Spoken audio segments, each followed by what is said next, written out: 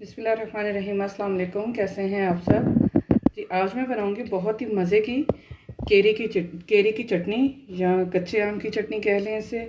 3 से 4 मैंने लिए हैं आम कच्चे और 1 अदद लेमन, 3 हरी मिर्च, 3 जबे लहसुन के, हरा धनिया थोड़ा सा चाहिए मुझे, और पुदीने के चंद पत्ते, नमक और कुटी हुई लाल मिर्च।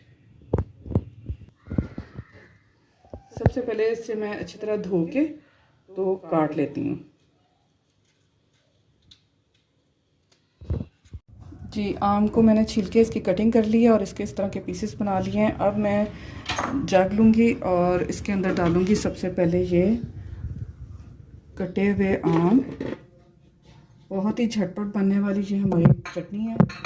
और इसके साथ ही इसमें शामिल करूँगी पुदीना, चंद पत्ते और हरी मिर्च। इसको मिर्च को मैं काट के डाल लेती हूँ। अच्छी तरह धो के पुदीना और धनिया फिर इसमें शामिल करें क्योंकि इसमें मक्खी होती है। 3 जवे लहसुन के और हरा धनिया,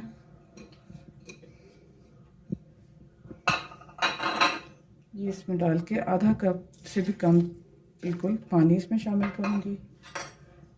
और ये कुटी हुई लाल मिर्च 1 चम्मच, नमक इसमें जाएगा आधी खाने का चम्मच,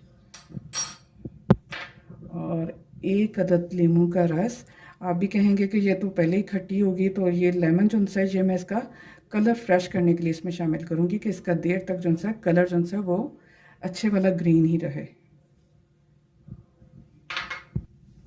ये लें जी, बहुत ही मज़े की हमारी जो सी है केरी की चटनी तैयार हो चुकी है। ये आप पराठे के साथ खाएं या रोटी देसी घी से चौपड़ के, मक्खन के साथ चौपड़ के, तो उसके साथ खाएं। बहुत ही लजीज और शानदार चटनी हमारी रेडी हो गई है।